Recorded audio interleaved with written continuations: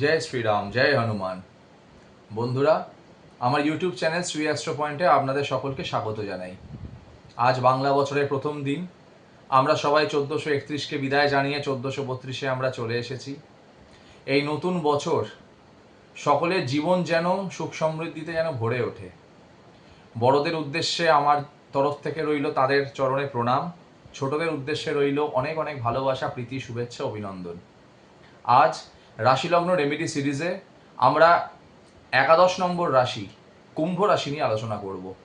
যে সমস্ত জাতক জাতিকারা কুম্ভ রাশি অথবা কুম্ভ লগ্নে জন্মগ্রহণ করে, তারা নিজেদের জীবনকে সুখময় করে তুলতে, জীবনের জটিল থেকে জটিল সমস্যা থেকে বেরিয়ে আসতে, যে কোনো মনোবাসনা পূর্ণ করতে তারা কোন রেমেডিটা অ্যাপ্লাই করবে।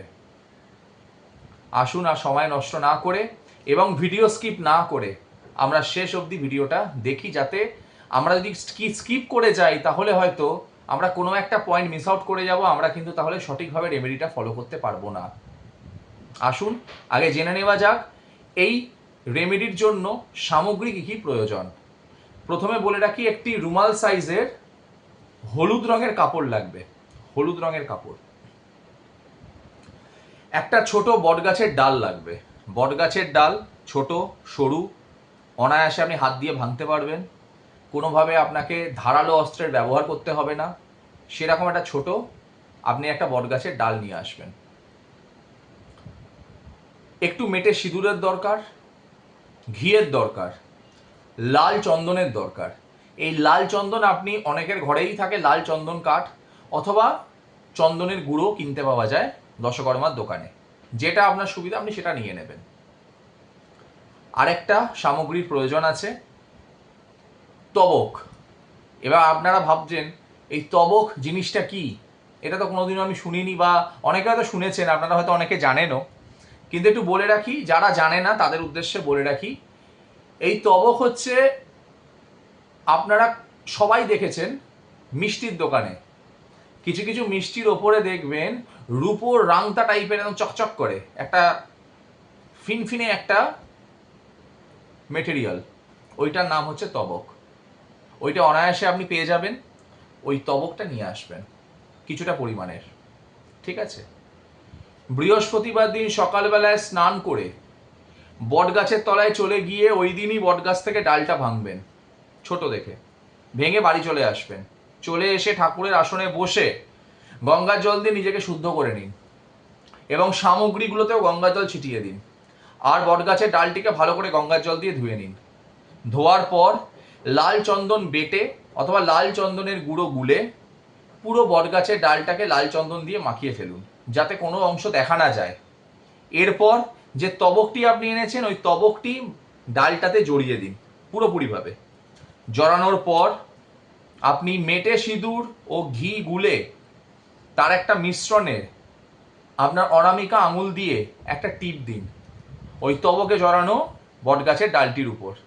টিপ দেওয়ার পর ওটি হলুদ কাপড়ে রাখুন, যে হলুদ রুমালের সাইজের কাপড়টি আপনি এনেছেন। একটা পুঁটলি বাঁধিয়ে ফেলুন, পুঁটলি বেঁধে ফেলুন একটা।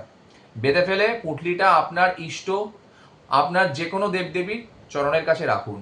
রেখে ঘিয়ের প্রদীপ জ্বালাবেন, ধূপ জ্বালাবেন।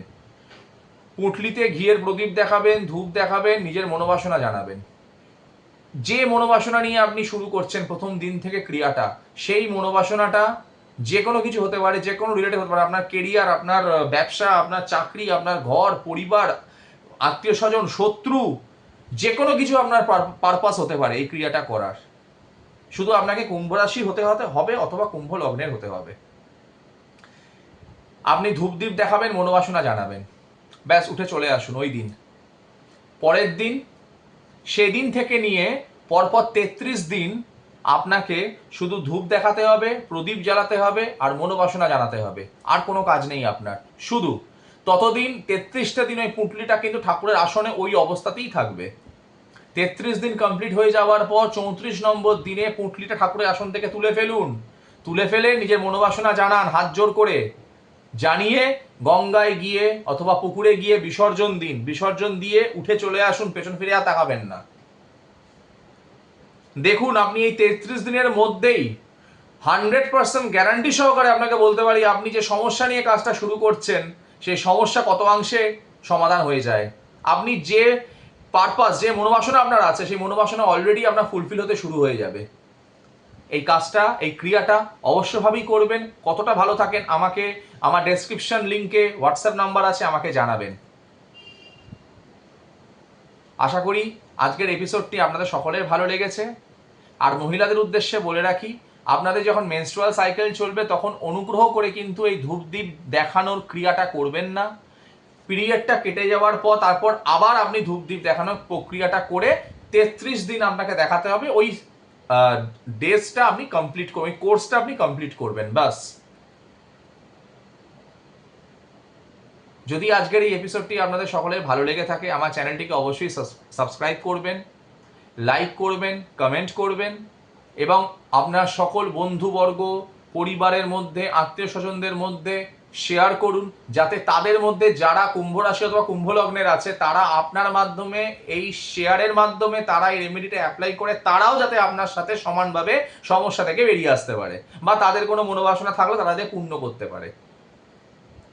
একদম ঘরোয়া টিপস, যে সরঞ্জামগুলো সেগুলো খুব ইজিলি অ্যাভেলেবেল। ওই রকম মানে 10টা এমন সরঞ্জামের নাম বলা হবে, সেই সরঞ্জাম আপনি জোগাড় করতে পারলেন না, ওরকম টিপস দিয়ে কোনো লাভ নেই। টিপসকে এফেক্টিভ হতে হবে। ইউটিউব চ্যানেলে আজকে টিপস আর টোটকা নিয়ে 10,000 1 লাখ এপিসোড আছে, কিন্তু কটা টিপস আর কটা টোটকা এফেক্টিভ সেটা জানাতে হবে।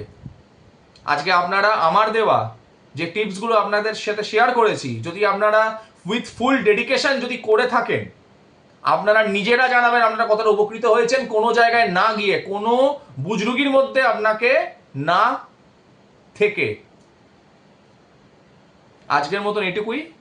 আগামীকাল আলোচনা করব রাশি লগ্ন রেমেডি সিরিজের অন্তিম রাশি ও লগ্ন নিয়ে, মীন রাশি, যেটি হলো দেবগুরু বৃহস্পতির রাশি। আজ আমাকে বিদায় দেবেন। আগামীকাল আবার উপস্থিত হব আপনাদের সামনে রেমেডি নিয়ে। নমস্কার।